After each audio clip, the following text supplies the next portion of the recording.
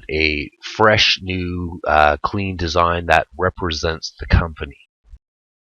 And here we can look at an example of what company rebranding would look like. We have this company here who's obviously gone from 1998 all the way up to today, and their logo and company brand has changed considerably. Now, with that in mind, what we're going to do is actually we're going to take a look at some designs that, let's say, for example, we drew out just with pen, and it was something super incredible that we were excited about, but yet it's just a pen drawing, and we want to turn that into part of our company rebranding logo, which is going to be different from this one here. And let's say, just for an example, that our client wants to take a fresh, new, eco-friendly approach.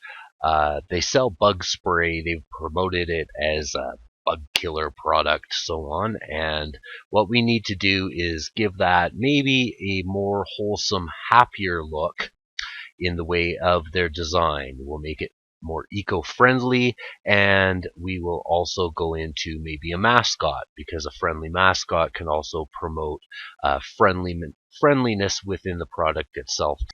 Now, the client wants to be completely eco-friendly with their branding in order to, of course, downplay the fact that they are a pesticide that is designed to kill bugs. So we know that eco-friendly is green.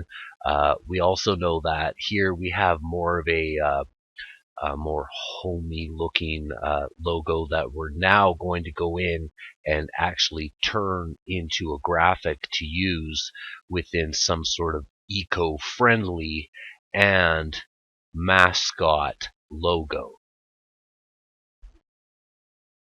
Now, I've always encouraged people to look at other people's work to find inspiration for their designs. Now, of course, in no way, shape, or form should you be taking somebody else's work and exactly copying it or tracing it or anything like that when it belongs to them. What you can do is you can just look and you can be inspired by what people are doing. And we have a nice big puffy leaf, minimal detail, really nice stuff like this. And here, this almost looks like somewhat of a child's rendition of a happy face and everything like that. Also, other nice designs. The world, a leaf, green, people in unison. These are all things that are going to be headed towards the eco-friendly product that we are now trying to create. And of course, that product there is from our old logo to our rebranding logo that we are going to start accomplishing within Adobe Illustrator. Now, I'll briefly talk about what I've done here. What I've done is I've drawn this out in pen and I've imported it to Adobe Illustrator, just a simple import. I've locked the layer, I've called it a photo, I've added a new layer to start a design over top of it. Now, we're going to be using our pen tool, and you'll probably notice by all the other sections there's not much else that we do use besides the vector pen tool, simply because it's a pen, it's drawing, and that's pretty much what we're doing when we're making a graphic. We're drawing. We're artists, and this is our pen. And besides the pen, there's not much else we're going to be working with at this point.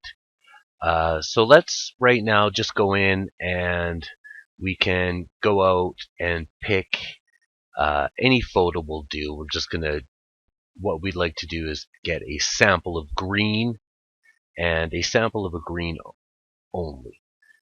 Just so we can pick that green right out of there, and that will be the green that we intend to use for our new font and company rebranding logo. So there we have the green.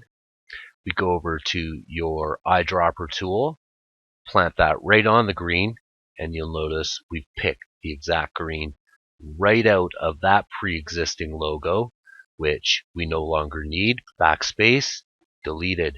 And let's just take a chance now to draw out some imagery we were looking at before with the eco visualization. Let's go for a leaf, and we can draw out a quick leaf and then see where that takes us, because we can use it as part of our creative here. So we want to just set a stroke of black, and we can set a fill of nothing, and we'll just draw the outline, and we can draw it anywhere so we're able to see it. But of course we'll go stem, and then we can start drawing out like a leaf.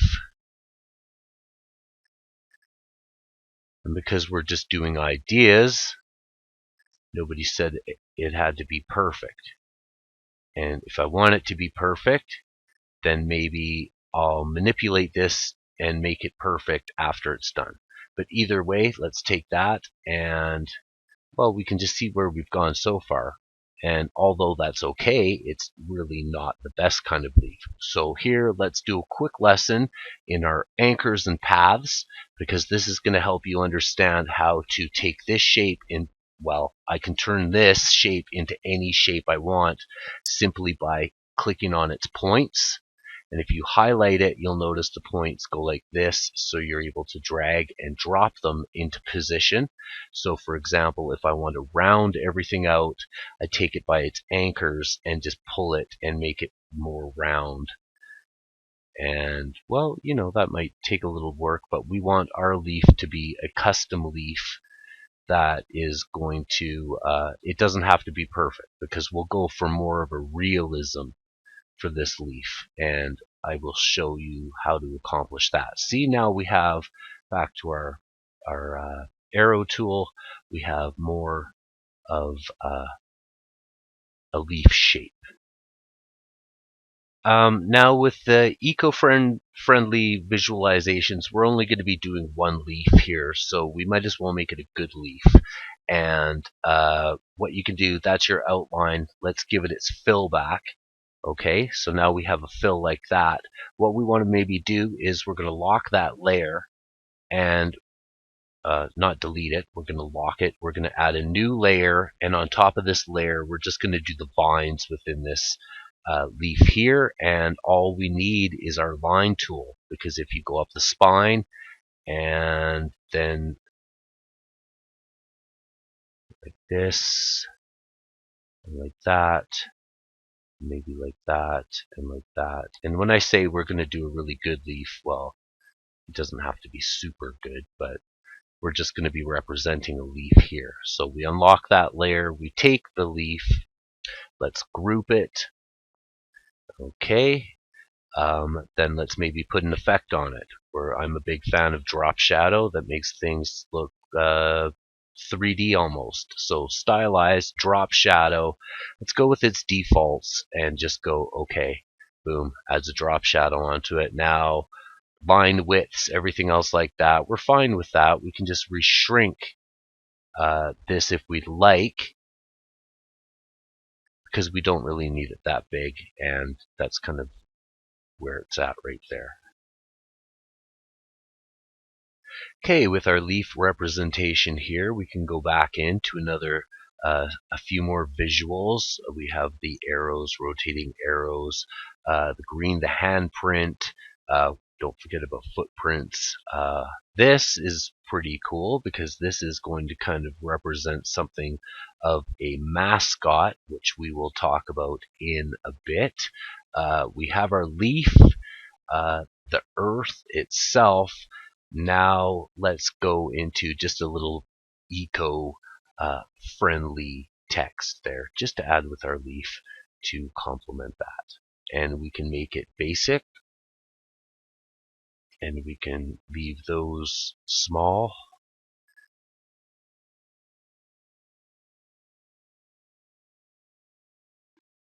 And we can look at that.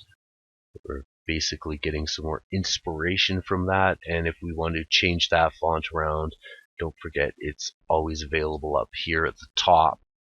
So you can easily find that and change the properties of the text how you wish. Now, we're going to have it green and we want it simple. So I guess almost anything will do at this point. And then if we want to pick out that green just off the bat, we can go and color pick. But what we've done there is I color pick the stroke, which I'm turning off. And there we have the green eco-friendly little logo, which I can now group. And I will zoom in on that just to give you all a closer look here. Hand tool, swipe over, and we have our little eco-friendly symbol ready to go. And just a reminder, it's important to remember things like colors and everything that you're using, because within the company branding here, we're pretty much committed to this color of green. That's an example. We're not committed to anything, but let's just say we are for this. So we're going to ungroup it, and we're going to go into another ungroup to its actual section of green, just so we can double click and bring up its palette properties, which right here, this number 5FA845. Now this would be almost a custom green because we picked it out of something else that's not actually picked out of a color palette, and it also, all sorts of things could alter the actual color of its original green, because if you noticed, we just copy pasted and copied a green color.